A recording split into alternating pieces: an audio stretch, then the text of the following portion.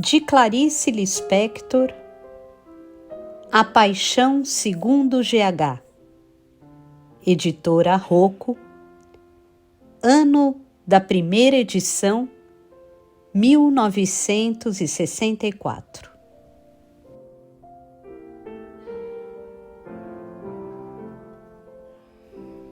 Há possíveis leitores.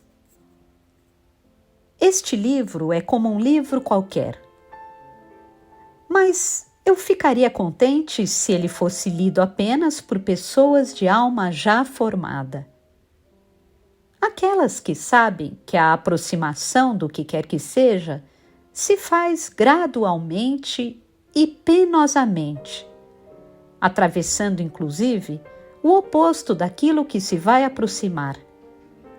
Aquelas pessoas que só elas entenderão bem devagar que este livro nada tira de ninguém. A mim, por exemplo, o personagem GH foi dando pouco a pouco uma alegria difícil, mas chama-se alegria. C.L.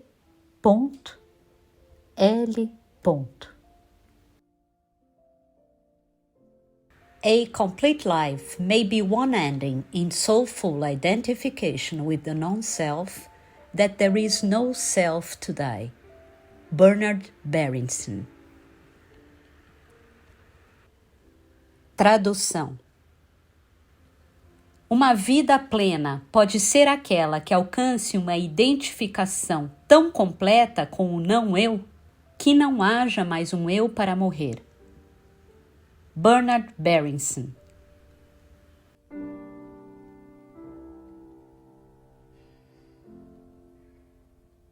Um travessão, 2 travessões, 3 travessões, 4 travessões, 5 travessões, 6 travessões.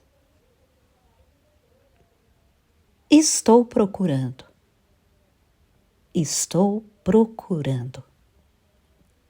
Estou tentando entender.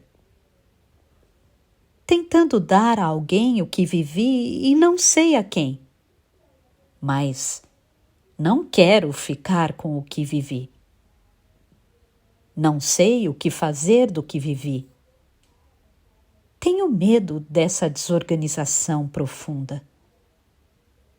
Não confio no que me aconteceu. Aconteceu-me alguma coisa que eu, pelo fato de não a saber como viver, vivi uma outra? A isso quereria chamar desorganização. E teria segurança de me aventurar, porque saberia depois para onde voltar. Para a organização anterior. A isso prefiro chamar desorganização, pois não quero me confirmar no que vivi. Na confirmação de mim, eu perderia o mundo como eu o tinha. E sei que não tenho capacidade para outro. Se eu me confirmar e me considerar verdadeira, estarei perdida, porque não saberei onde engastar meu novo modo de ser. Se eu for adiante nas minhas visões fragmentárias, o mundo inteiro terá que se transformar para eu caber nele.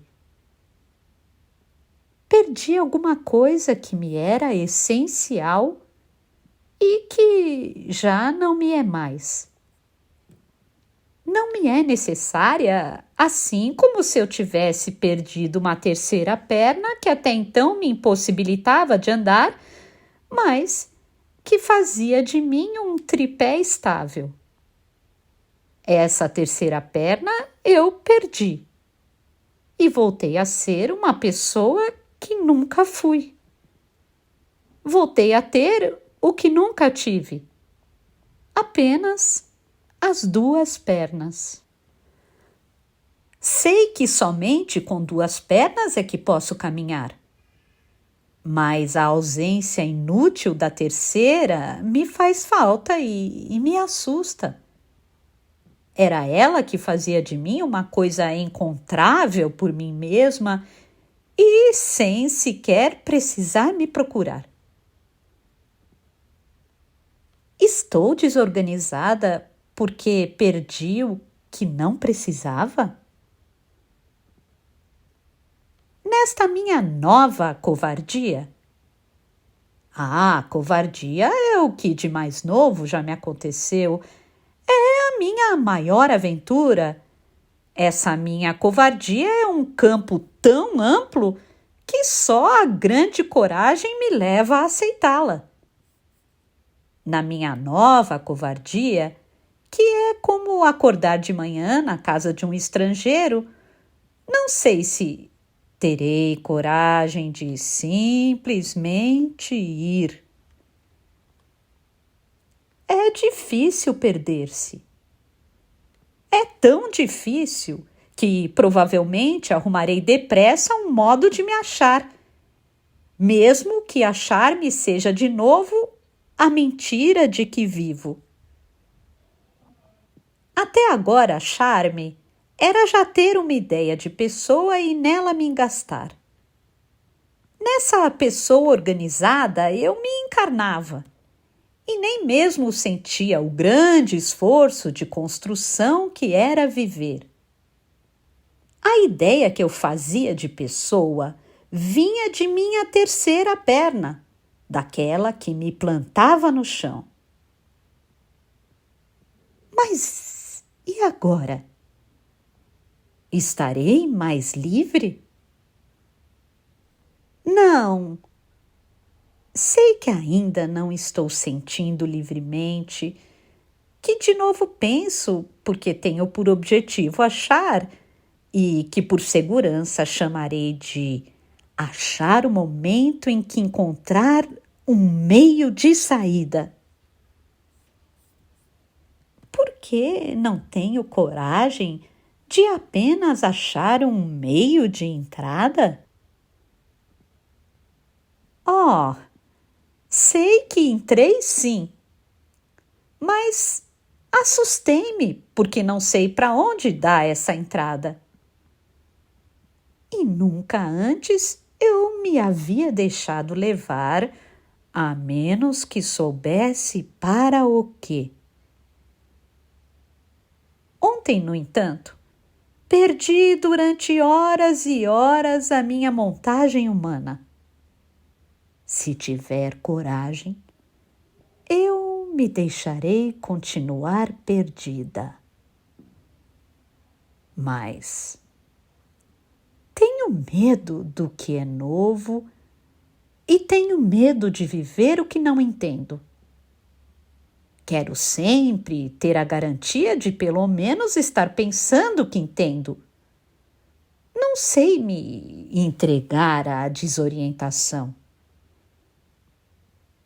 Como é que se explica que o meu maior medo seja exatamente em relação a ser? E, no entanto, não há outro caminho.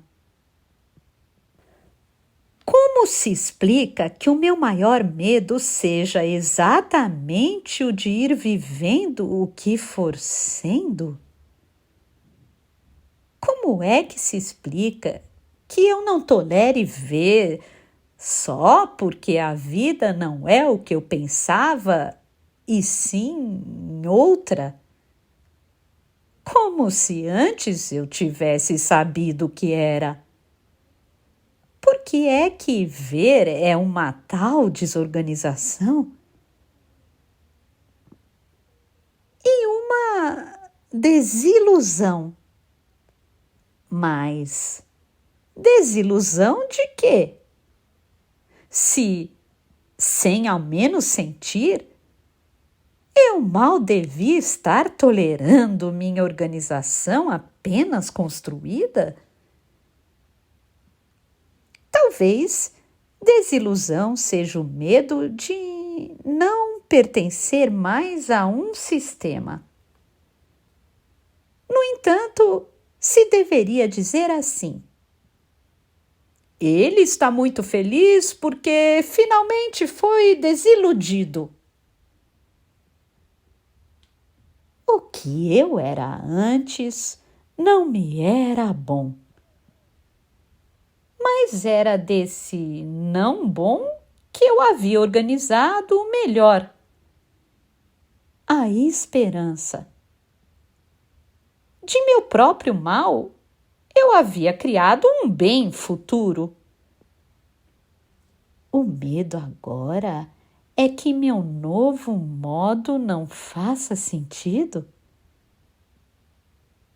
Mas por que não me deixo guiar pelo que for acontecendo? Terei que correr o sagrado risco do acaso e substituirei o destino pela probabilidade. No entanto, na infância, as descobertas terão sido como num laboratório onde se acha o que se achar. Foi como adulto, então, que eu tive medo e criei a terceira perna? Mas, como adulto, terei a coragem infantil de me perder? Perder-se significa ir achando e nem saber o que fazer do que se for achando. As duas pernas que andam, sem mais a terceira que prende. E eu quero ser presa. Não sei o que fazer da aterradora liberdade que pode me destruir. Mas enquanto eu estava presa, estava contente? Ou havia aquela coisa sonsa e inquieta em minha feliz rotina de prisioneira? Ou havia aquela coisa latejando a que eu estava tão habituada que pensava que latejar era ser uma pessoa. É? Também.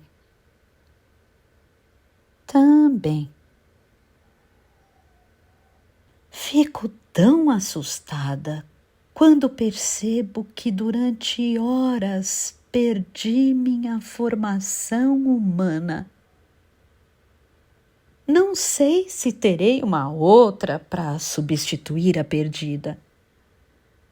Sei que precisarei tomar cuidado para não usar subrepeticiamente uma nova terceira perna que em mim renasce fácil como capim.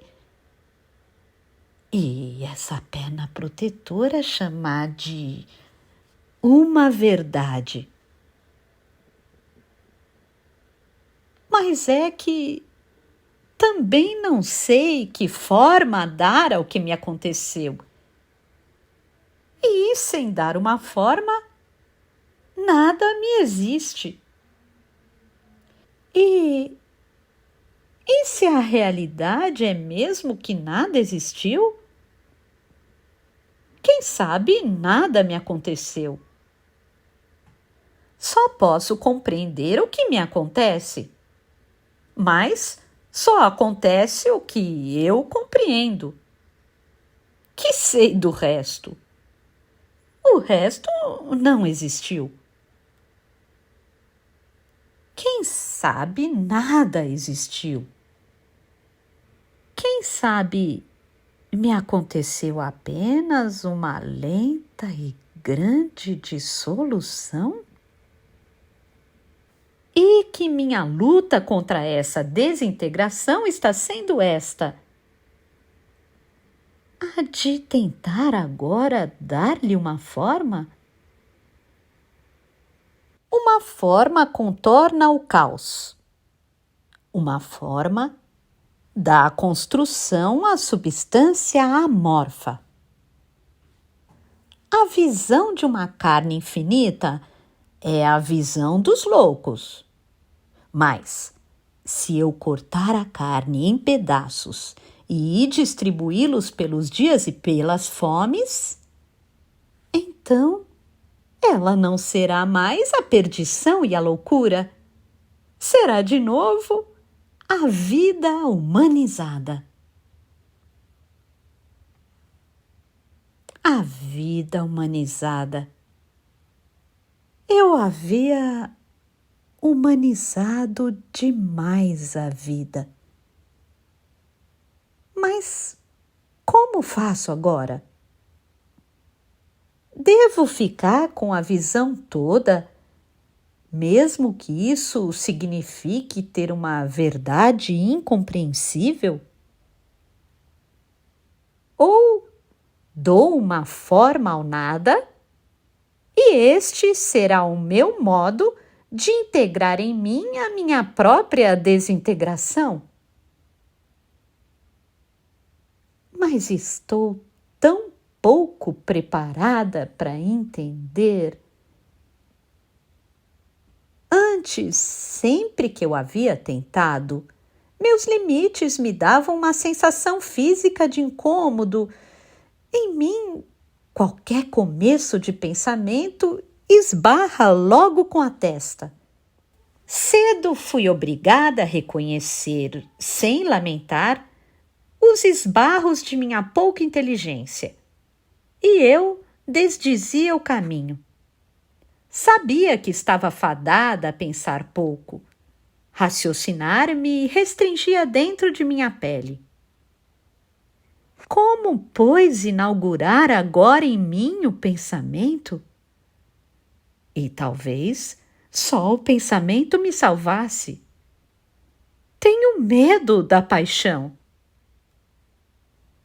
Já que tenho de salvar o dia de amanhã, já que tenho que ter uma forma porque não sinto força de ficar desorganizada, já que fatalmente precisarei enquadrar a monstruosa carne infinita e cortá-la em pedaços assimiláveis pelo tamanho de minha boca e pelo tamanho da visão de meus olhos, já que fatalmente sucumbirei à necessidade de forma que vem do meu pavor de ficar indelimitada, então que pelo menos eu tenha a coragem de deixar que essa forma se forme sozinha, como uma crosta que por si mesma endurece a nebulosa de fogo que se esfria em terra.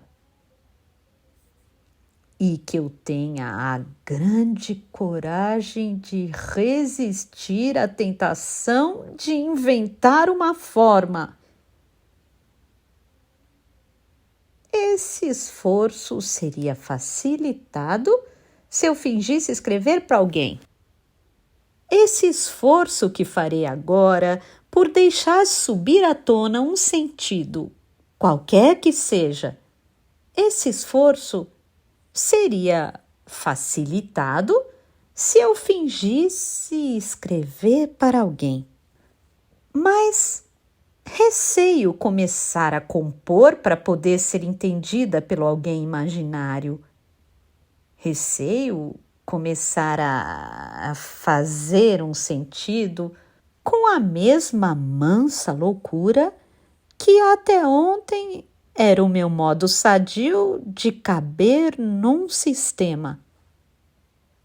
Terei que ter a coragem de usar um coração desprotegido e de ir falando para o nada e para o ninguém?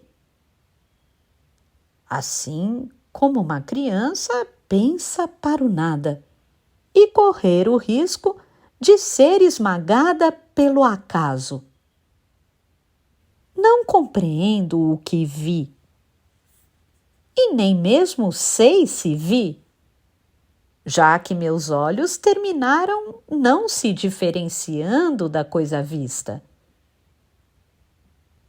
Só por um inesperado tremor de linhas, só por uma anomalia na continuidade ininterrupta de minha civilização, é que, por um átimo, experimentei a vivificadora morte. A fina morte que me fez manusear o proibido tecido da vida. É proibido dizer o nome da vida. E eu quase o disse. Quase não me pude desembaraçar de seu tecido, o que seria a destruição dentro de mim de minha época. Talvez o que me tenha acontecido seja uma compreensão e que, para eu ser verdadeira, tenho que continuar a não estar à altura dela. Tenho que continuar a não entendê-la. Toda compreensão súbita se parece muito com uma aguda incompreensão. Não. Toda compreensão súbita é finalmente a revelação de uma aguda incompreensão. Todo momento de achar é um perder-se a si próprio. Talvez me tenha acontecido uma compreensão tão total quanto uma ignorância, e dela eu venha a sair intocada e inocente como antes. Qualquer entender meu nunca estará à altura dessa compreensão, pois viver é somente a altura que posso chegar. Meu único nível é viver. Só que agora sei de um segredo que já estou esquecendo. Sinto que já estou esquecendo. Para sabê-lo de novo, precisaria agora remorrer. E saber será talvez o assassinato de minha alma humana. E não quero. O que ainda poderia me salvar seria uma entrega à nova ignorância. Isso seria possível. Pois, ao mesmo tempo que luto por saber, a minha nova ignorância, que é o esquecimento, tornou-se sagrada. Sou a vestal de um segredo que não sei mais qual foi. E sirvo ao perigo esquecido. Soube o que não pude entender. Minha boca ficou selada. E só me restaram os fragmentos incompreensíveis de um ritual. Embora pela primeira vez eu sinta que meu esquecimento esteja, enfim, ao nível do mundo. E nem ao menos quero que me seja explicado aquilo que, para ser explicado, teria que sair de si mesmo. Não quero que me seja explicado o que de novo precisaria da validação humana para ser interpretado. Vida e morte foram minhas, e eu fui monstruosa. Minha coragem foi a de um sonâmbulo que simplesmente vai. Durante as horas de perdição, tive a coragem de não compor nem organizar. E, sobretudo, a de não prever. Até então, eu não tivera a coragem de me deixar guiar pelo que não conheço e em direção ao que não conheço. Minhas previsões condicionavam de antemão o que eu veria. Não eram as antevisões da visão. Já tinham o tamanho de meus cuidados. Minhas previsões me fechavam o mundo. Até que por horas desisti. E, por Deus, tive o que não gostaria.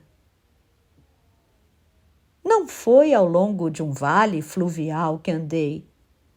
Eu sempre pensara que encontrar seria fértil e úmido como vales fluviais. Não contava que fosse esse grande desencontro. Para que eu continue humana, meu sacrifício será o de esquecer? Agora saberei reconhecer na face comum de algumas pessoas que elas esqueceram. E nem sabem mais que esqueceram o que esqueceram. Eu vi. Sei que vi, porque não dei ao que vi o meu sentido. Sei que vi, porque não entendo. Sei que vi, porque para nada serve o que vi. Escuta, vou ter que falar, porque não sei o que fazer de ter vivido. Pior ainda, não quero o que vi. O que vi arrebenta a minha vida diária. Desculpa eu te dar isso. Eu bem queria ter visto coisa melhor. Toma o que vi. Livra-me da minha inútil visão e de meu pecado inútil. Estou tão assustada que só poderei aceitar que me perdi se imaginar que alguém me está dando a mão. Dar a mão a alguém sempre foi o que esperei da alegria. Muitas vezes, antes de adormecer, nessa pequena luta por não perder a consciência e entrar no mundo maior, muitas vezes, antes de ter a coragem de ir para a grandeza do sono, finjo que alguém está me dando a mão e então vou. Vou para a enorme ausência de forma que é o sono. E quando mesmo assim não tenho coragem, então eu sonho. Ir para o sono se parece tanto com o modo como agora tenho de ir para minha liberdade. Entregar-me ao que não entendo será pôr-me à beira do nada. Será ir apenas indo e como uma cega perdida num campo. Essa coisa sobrenatural que é viver. O viver que eu havia domesticado para torná-lo familiar. Essa coisa corajosa que será entregar-me e que é como dar a mão mal assombrada do Deus e entrar por essa coisa sem forma que é um paraíso. Um paraíso que não quero. Enquanto escrever e falar, vou ter que fingir que alguém está segurando a minha mão.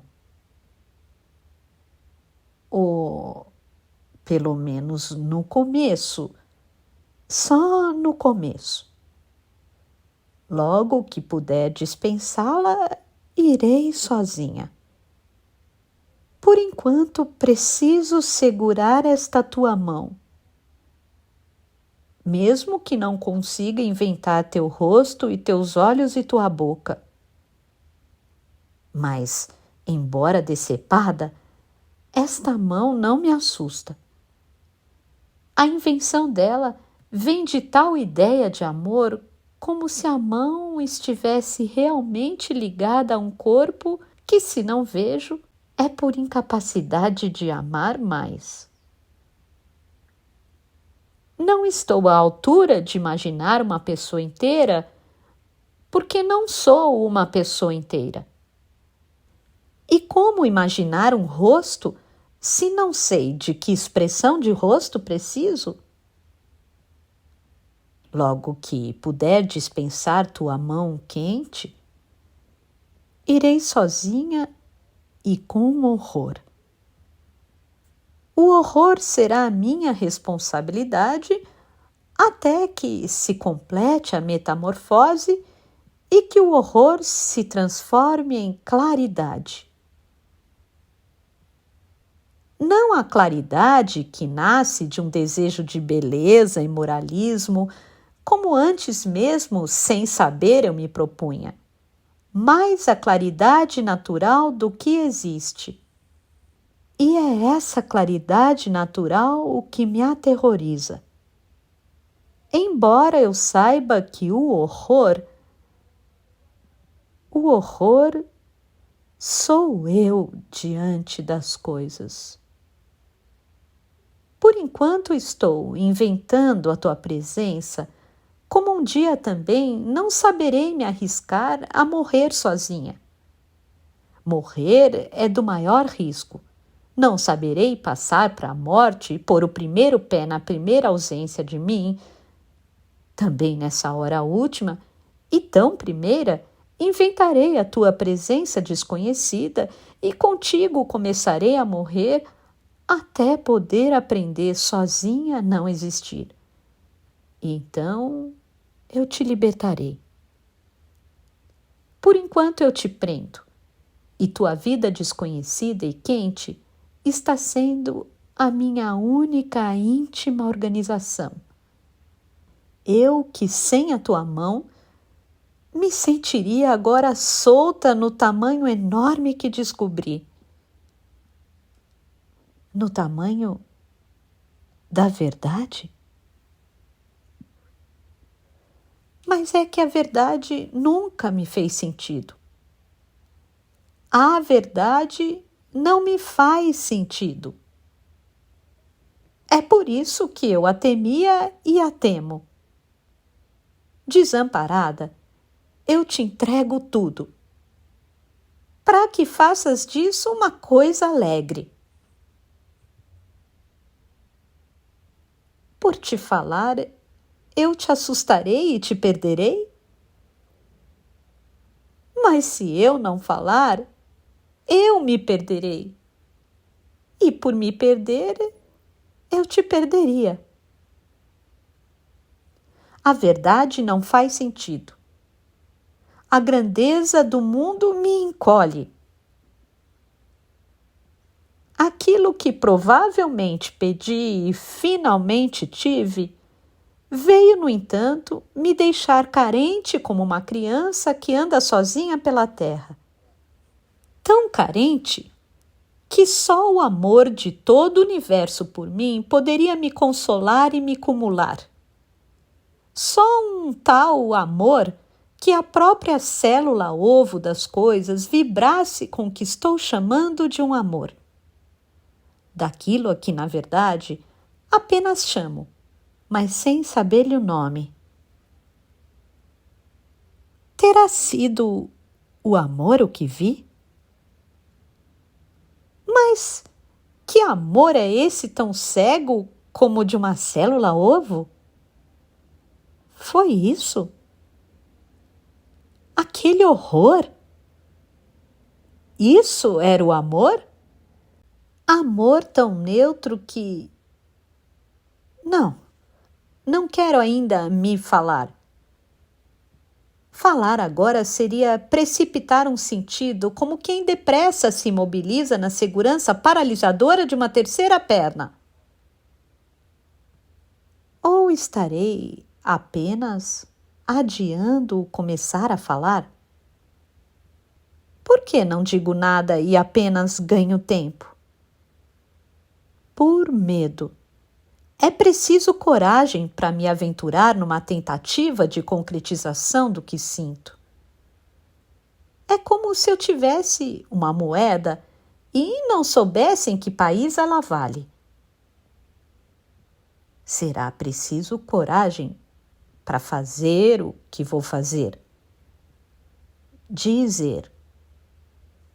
E me arriscar à enorme surpresa que sentirei com a pobreza da coisa dita.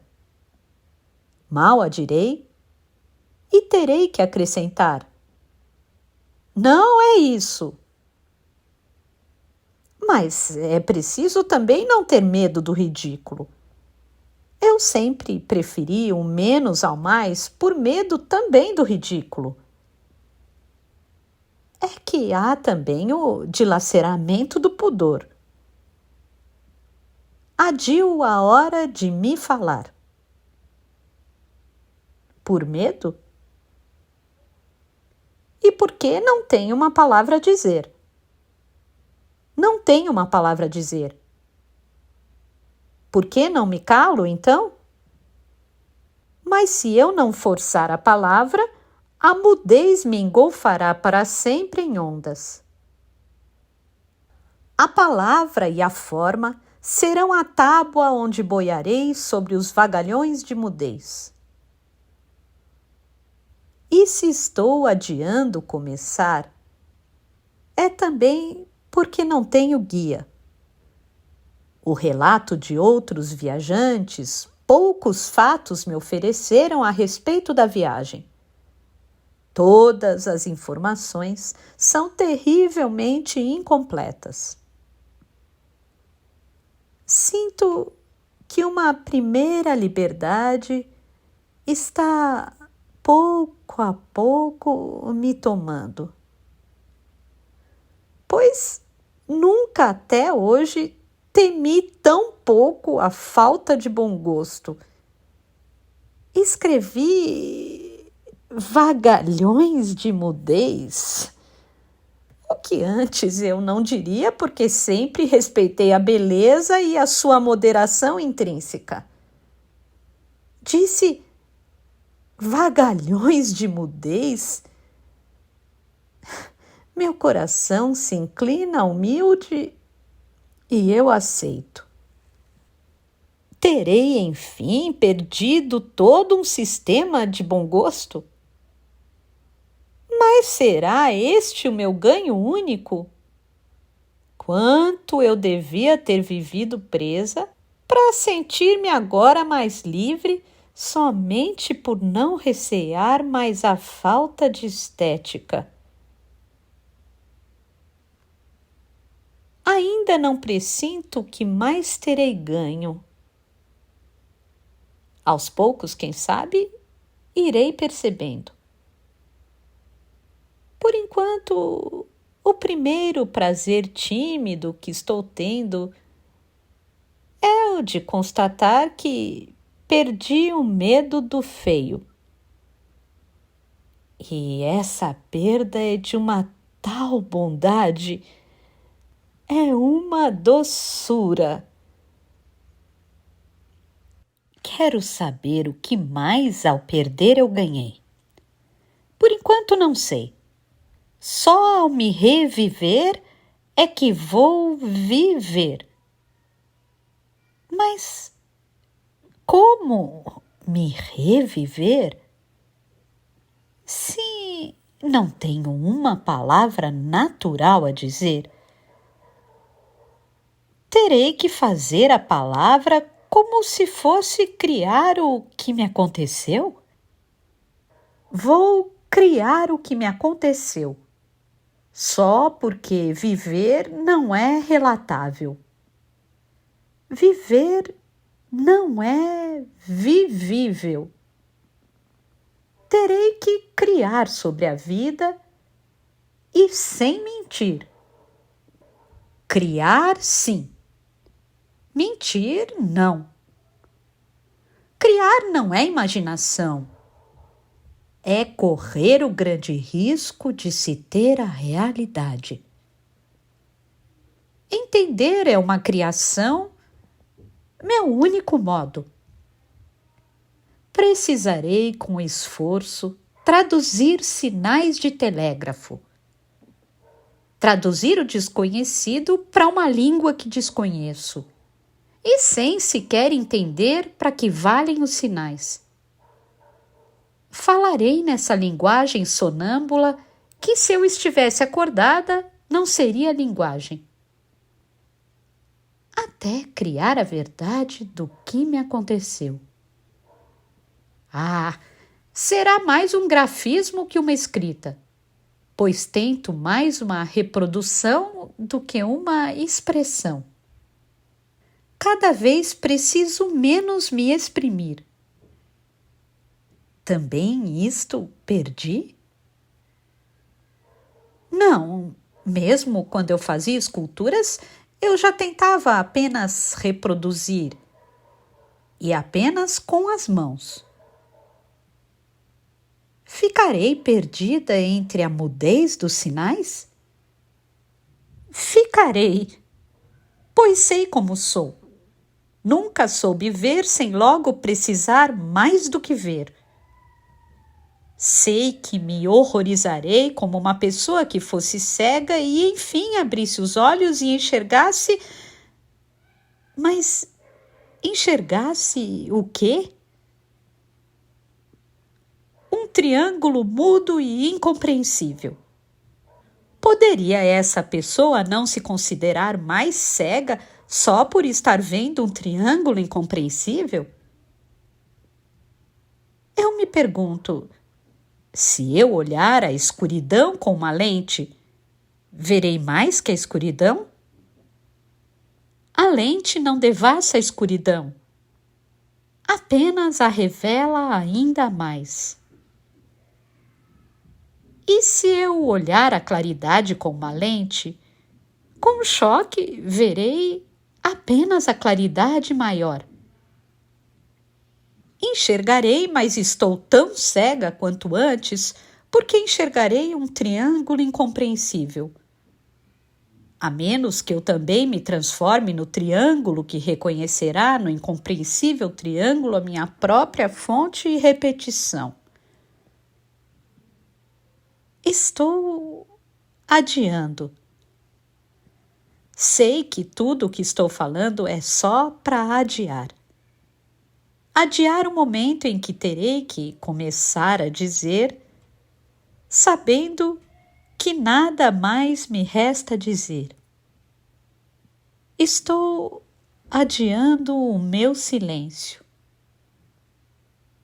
A vida toda adiei o silêncio? Mas agora, por desprezo pela palavra, talvez enfim eu possa começar a falar.